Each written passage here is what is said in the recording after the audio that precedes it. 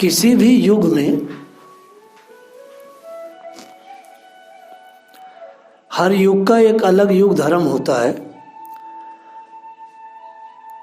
जैसे सतयुग में तप होना चाहिए, त्रेता में यज्ञ होते हैं, द्वापर में मूर्ति पूजा और कली काल में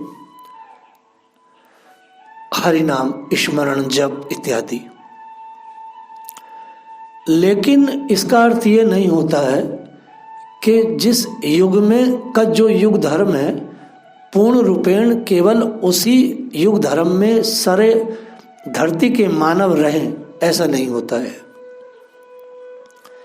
जैसे हम सतयुग में देखते हैं, सतयुग में केवल तप का विधान है कि मनुष्य तप करता है और उस समय वहाँ कोई भी जाति बिरादरी नहीं होती।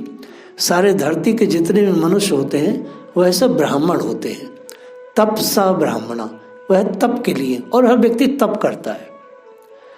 लेकिन उस सतयुग में ही प्रहलाद जी जन्मे जिन्होंने कलयुग का युग धर्म स्वीकार किया, तप नहीं किया। और सतयुग में उन्होंने हरिनाम का प्रचार किया और इतना विशाल विश्व स्तर पर कि उस समय सभी राक्षस इत्यादि हरिनाम में पहुंच गए। त्रेता में देखते हैं, त्रेता में यज्ञ हैं, लेकिन त्रेता में जब भगवान राम कहाँ जा रहे हैं, आरण्य में, आरण्य वन में जा रहे हैं, तो वहाँ क्या देख रहे हैं, बड़े बड़े ऋषि मुनि तप कर रहे हैं।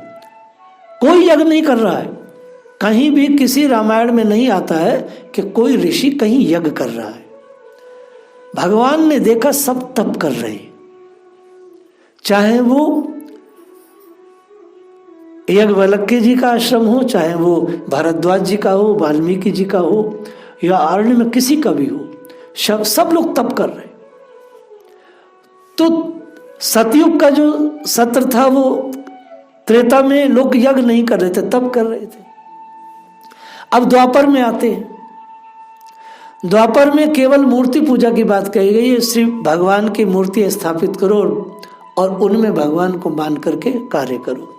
लेकिन आप देखेंगे कि कोई बहुत बड़े पैमाने पर द्वापर युग में मंदिर नहीं है। भगवान 120 से भी अधिक वर्ष इस धरा में रहे और क्या देखते हैं कि पूरे आर्यव्रत में यज्ञ चल रहे हैं, यज्ञ चल रहे हैं। और भगवान स्वयं ने भी यज्ञ किए और युधिष्ठिर से भी कराए। यहां तक कि जन्मेजय जी ने भी, जो कि उसी वंश के सबसे अंत में है, उन्होंने तक यज्ञ किए।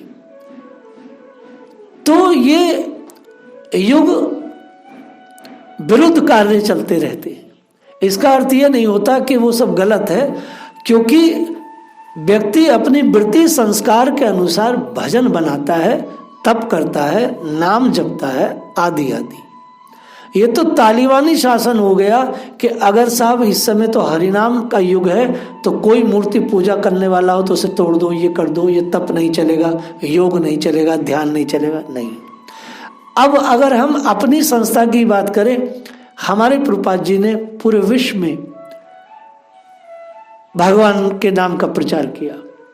तो हमारी संस्था भगवान के नाम का प्रचार कर रही है, लेकिन मंदिर भी बना रही है और मंदिर में मूर्ति पूजा कर रही है। तो मूर्ति पूजा तो द्वापर या कलयुग में निषेध है। तो क्यों हम ऐसा करते हैं? क्योंकि हर युग में सब कुछ होता है। हरिनाम भी चलता है, विग्रह सेवा भी चलती है, यज्ञ भी चलता है और तप भी चलता है। क्योंकि हरिनाम तो उनके लिए है जिनसे कुछ होगा नहीं। अब हिमालय पे जाएंगे, मैं खुद हिमालय पर रहा, तो वहां जाकर के आप करताल बजा के शोर करेंगे? वहां पिंड ऑफ साइलेंस है एकदम। वह चुप बैठ के मौन साधन आदमी करता है, शांत बैठ जाता है, कोई शोर नहीं। लेकिन अगर ब्रज वृंदावन में आकर के कोई आदमी आंख बंद करके बैठेगा तो वह को कहेंगे अरे बगला भगत बैठोगा, क्योंकि ये तो भूमि नृत्य की है, गान की है। लेकिन ये नृत्य गान कोई मानसरोवर में जाके करे? मानसरोवर में कैलाश पे जाओगे तो शांत बैठ जाओगे शिव के सानिध्य में। तो हर युग में सब कुछ होता है। अब सरोवर पर जाकर के कोई यज्ञ करेगा? यज्ञ तो मैदानी क्षेत्र में होते हैं। तो हर युग में चारों जो युगों के धर्म है वो सब में पाए जाते हैं। व्यक्ति अपने स्वभाव से कार्य करता है। आचार्य केशवदास बात समझ रहे हो? अब एक बात आती है कि ये मंदिर बन रहे हैं। अभी रमन बिहारी आए, कहा महाराज आप कहते थे मंदिर बनाएंगे। हाँ मंदिर बनाएंगे, लेकिन उस लेवल से नहीं जिस लेवल से मंदिर बनना है। हमारा लक्ष्य क्या है? क्योंकि मंदिर, डोगरे जी कहा करते थे बहुत मंदिर बन गए, अब जो प्राचीन मंदिर है उन्हीं को गोद में लेकर के इनका विस्तार करें और शांत होके मानव चलता फिरता जो मनुष्य है, हर एक मनुष्य के ऊपर इतनी मेहनत हो कि उसको महसूस हो कि वो तो मंदिर में ही रहता है। क्योंकि ब्रह्मा ने जो शरीर दिया है ये किसी मंदिर से कम नहीं है, आपका और मेरा शरीर। तो हम एक ऐसी लेबोरेटरी तैयार कर रहे हैं। अब देखिए, भक्त हमसे मिलने आया, कहाँ गया है? कदम खंडी गया। क्यों गया? मंदिर में क्यों नहीं बैठा? क्योंकि मनुष्य प्रकृति का है और मनुष्य प्रकृति के समीप रहना चाहता है। वहां कोई मूर्ति नहीं, वहां कोई चित्रपट नहीं, लेकिन बस वृक्षावली है, बड़ी शांति, बड़ी आनंद है। उस आनंद को, वह मनुष्य का स्वरूप क्या है? आनंद। तो उस आनंद को महसूस करने वहां गया है। तो ये जो गहवर बने हम जहां बैठे हैं, यहां गहवर का दर्शन नहीं है। ये केवल उन लोगों के लिए डेवलप किया गया है जो मंदिरों की भीड़ से थक गए हों, जो आकर के वन स्त्री में बैठ करके शांति से भगवान के नाम का स्मरण करें। ये उस भीड़ से अलग एक सुरम्य स्थान विकसित हुआ श्री किशोरी जी की गोद में,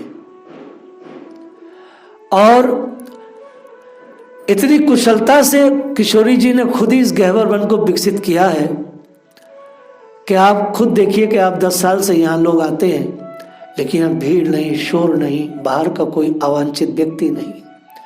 जो देखिए, मंदिर क्यों बन रहे हैं? मंदिर उन लोगों के लिए बन रहे हैं श्रद्धा को विकसित करने के लिए। मंदिर जाता है व्यक्ति, श्रद्धा विकसित होती है, लेकिन उस श्रद्धा को विकसित होने के बाद क्या होगा? श्रद्धा खत्म हो जाती है। ये जो वन है, उस जो श्रद्धा विकसित हुई है मंदिरों में, ये वन होते हैं उन श्रद्धाओं को, ऊर्जाओं में विकसित करने के लिए।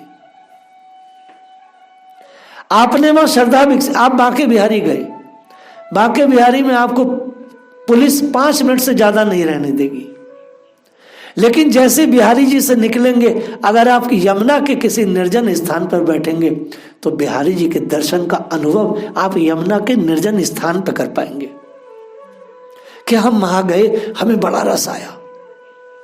चुप बैठ जाएंगे, बिहारी जी के विग्रह को वहां अनुभव करेंगे। लेकिन मंदिर में आपको कोई श्री बिहारी जी के विग्रह को अनुभव न करने देगा, क्योंकि वो श्रद्धा के केंद्र है, वो ध्यान के केंद्र नहीं, वह नाम स्मरण के केंद्र नहीं, वह भगवान को स्मृति के केंद्र नहीं। बस उनको देख करके मन विभोर होता है और मन भरा हुआ जो है भगवान से, उस भाव को लेके कहीं कुंज में किसी वृक्षावली, किसी लता पता के पास प्रकृति के समीप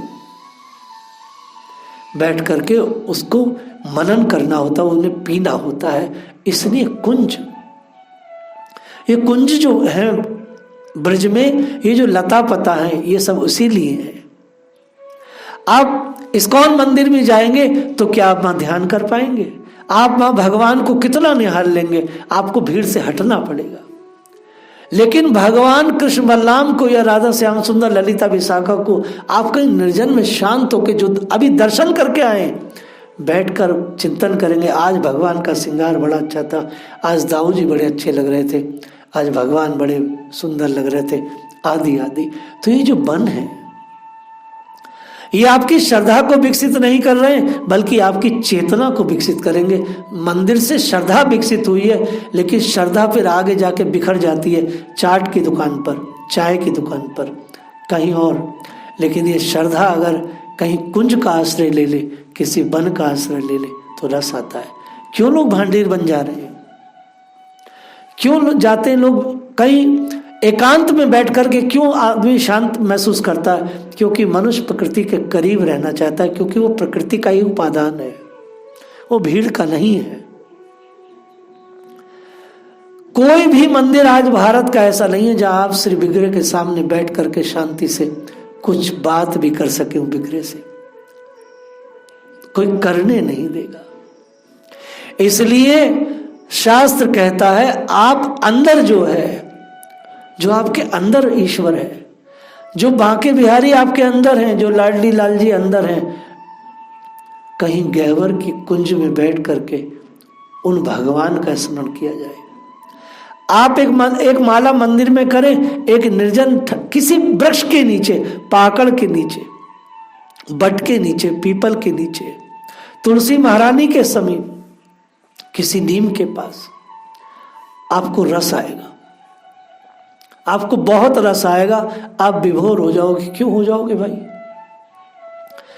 क्योंकि मनुष्य प्रकृति का उपादान है। वो बनावट में, नकलीपन में अपने आप को सरवाइव नहीं कर सकता। इस गहवर वन का बस यही लक्ष्य है कि जो मंदिरों की भीड़ से लोग थक जाएं, और ये केंद्र जो है, ये प्रारंभिक जो अवस्था के भक्त हैं उनके लिए नहीं है।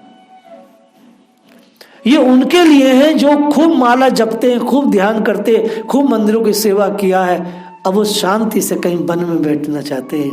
ये गहवर उनके लिए है, नए आदमी के लिए नहीं। नया आदमी रुकेगा ही नहीं। उसे तो भीड़ चाहिए, उसे सौंदर्य चाहिए, उसे मनमोहकपन चाहिए, आकर्षण चाहिए। इसलिए ब्रज वृंदावन मंदिर से बड़े बड़े सुंदर सुंदर डिवोटी आते हैं, बड़े परिपक्व, उच्च, और आके जैसे वन में बैठते, कहते बस यहीं बैठे रह जाए। बड़ा रस आ रहा है महाराज। क्यों आ रहा है भाई? क्योंकि प्रकृति के करीब भजन होता है। हमारे समस्त आचार्यों ने कहीं किसी मठ में भजन नहीं बनाया, किसी कमरे में भजन नहीं बनाया, सबने प्रकृति के पास भजन बनाया। 6 गोस्वामी कैसे थे? एक पेड़ के नीचे एक दिन रहते थे। क्यों रहते थे भाई?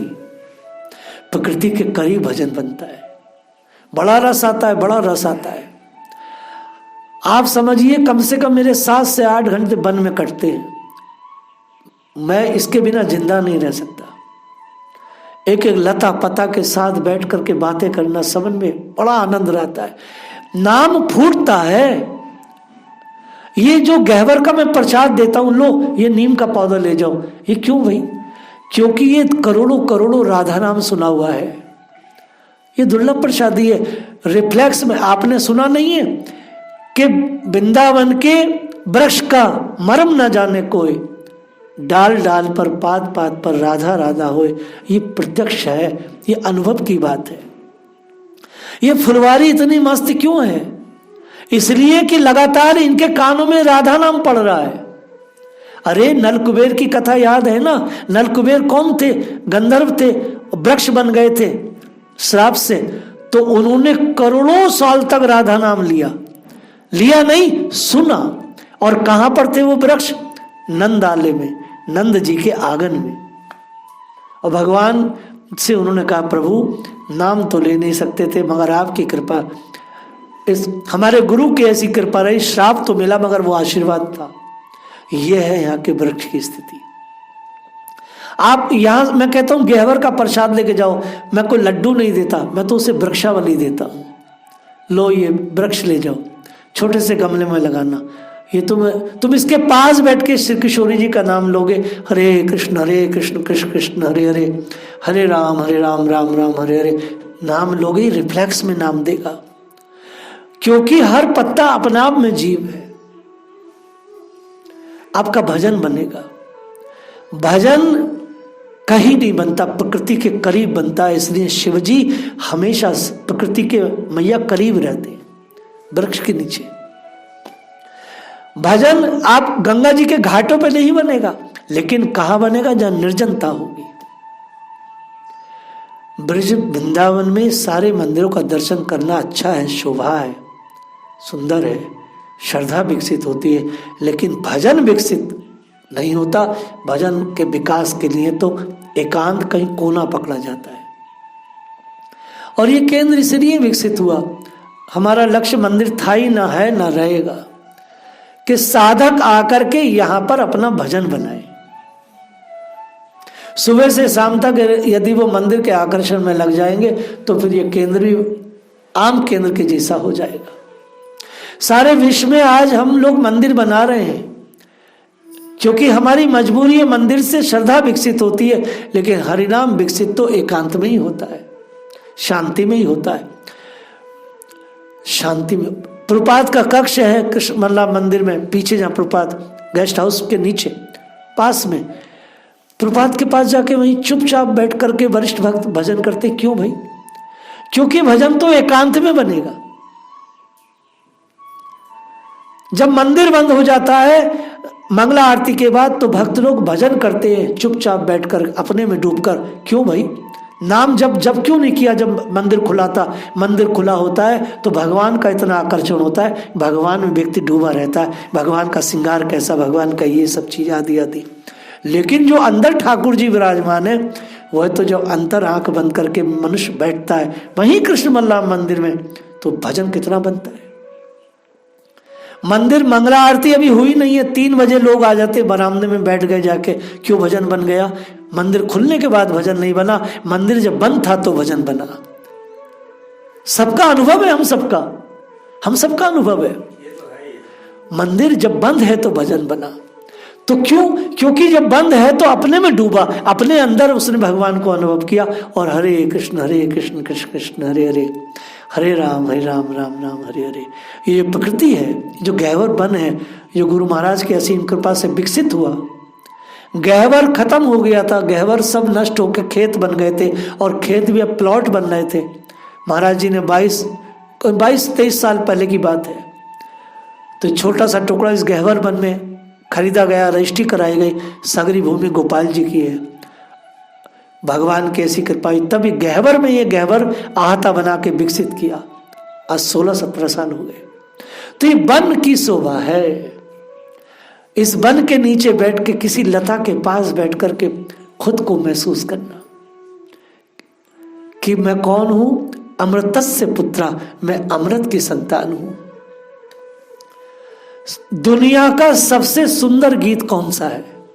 गीता, जो भगवान ने गाया। कहां पे गाया? रण आंगन में गाया। और अगर देखा जाए तो संसार में कोई ऐसा ग्रंथ नहीं, कोई ऐसी किताब नहीं जो गीता के सामने खड़ी हो सके। और कोई ऐसा ऋषि मुनि नहीं, कोई ऐसा वर्तमान में नेता राजनेता कोई नहीं जिसने गीता, जो भगवान का गीत है, उस गीत के समीप ना गुजरा हो, या उसके पास से ना बैठा हो, उसको देखा ना हो, उसे अनुभव ना किया हो, या बोला ना हो। हर मनुष्य, पूरे विश्व में 7.5 अरब मनुष्य है, हर व्यक्ति येन कैन प्रकरण अपनी भाषा में गीता का कोई ना कोई शब्द बोलता हुआ आपको दिखाई देता है।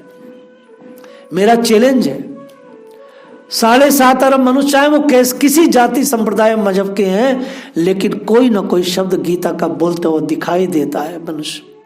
ये रिसर्च है लोगों की। इस प्रकार से श्री कृष्ण के गीत को गाने वाले लोग कौन है? सब श्री कृष्ण के शिष्य ही हैं। और भगवान श्री कृष्ण से बड़ा गुरु कौन है? और ये गहवर वन उन्होंने ही अपने हाथों से उकेरा है। नहीं तो इस डेजर्ट में, इस रेगिस्तानी भूमि में वन लगाना आसान खेल नहीं था। तो ये वन किसके लिए है? ये वन उनके लिए है जो मंदिरों की भीड़ से थक गए हैं। ये वन उनके लिए है जो मेले हाटों से थक गए हैं और खूब नाम जपा है, प्राप्ति कुछ नहीं हुई है। वो शांति से इस केंद्र पर आकर अपने को अनुभव करें। अपने जो उन्होंने नाम लिया है घट घट से उन्हें सुनाई देगा, क्योंकि नाम तो निष्फल कभी नहीं जाता। तो ये केंद्र इसलिए भीड़ से बचाया गया। और ये इसलिए मैं थोड़ा सा अलग चला, क्योंकि अगर मैं सबको लेके चलता अपने गुरु भाई बहनों को, तो मैं जिस तरह से, जो मेरी इमेजिन थी, जो मेरी कल्पना थी, किस तरह से इस केंद्र को विकसित किया जाए वरिष्ठ भक्तों के लिए। इस्कॉन के जो वरिष्ठ भक्त हैं भीड़ से हटके इस वन में आकर, और उन्हीं के लेवल से यहाँ पर कक्ष वगैरह भी मैं निर्मित कर रहा हूँ, तो वो आकर के यहाँ जब प्रकृति के करीब बैठ करके, गहवर जो राधा रानी के नित्य लीला स्थली है, जब इस वन के करीब किसी भी लता के नीचे बैठेंगे उन्हें बहुत रोमांच होगा, उन्हें बहुत सुखद अनुभव होगा। यहाँ की लता पता से भगवान का अनुभव होता है। क्योंकि अभी तक मैंने इस भाव को प्रकाशित नहीं किया किसी के सामने, कहीं किसी भक्त मंडली में, क्योंकि मैं इसको पहले सरवाइव करना चाहता था, पहले डेवलप हो जाए, नहीं तो फिर मैं संभाल नहीं पाता, क्योंकि बहुत बड़ी व्यवस्था है, लोग बहुत सारे चाहिए व्यवस्था के लिए। तो अब जब 16 वर्ष हो गए इस वन को विकसित हुए, तो अब इसका उद्घाटन जगत के सामने पूज्य महाराज श्री तो अभी हम सहशरीर हमारे बीच में है ही है, और परम पूज्य रमेश बाबा जी महाराज, उनसे निवेदन किया ही है, ये सब महापुरुष आकर के इसको अपने शब्दों से इसको उभारेंगे। क्योंकि जब तक महापुरुष ऐसे स्थानों पर आके अपनी दृष्टि नहीं देते, अकॉर्डिंग भागवत, उन स्थानों में चेतन नहीं आता। विग्रह को चेतन शक्ति कौन देता है? महापुरुष। ये 5वें स्कंद में कहा गया है। आचार्य शुकदेव कहते हैं, तीर्थों में और मंदिरों के विग्रहों में और तीर्थों के सरोवरों में कौन शक्ति देता है? महापुरुष, संत महात्मा। उन विग्रहों में शक्ति नहीं है मैया। उन विग्रहों में शक्ति जब आती है जब महापुरुष जाके दर्शन करते हैं। तीर्थों में सामर्थ्य कब आता है? जब महापुरुष जाकर के उन तीर्थों का याटन करते हैं। नहीं तो तीर्थों में शक्ति नहीं, सरोवरों में शक्ति नहीं, मंदिरों में शक्ति नहीं। मंदिरों में शक्ति जब आती है जब संत महात्मा पहुंचते हैं। वह संत महात्मा मांगने नहीं जाते उन विग्रहों से, वह तो भगवान को अपना दर्शन कराने, उनको दर्शन देने और उसमें चेतनता भरने जाते हैं। ये बड़े रहस्य हैं उपनिषद के। इस तरह से आज हमने इस वन को और कुछ अलग ढंग से भगवान की चर्चा को किया। जय राधे।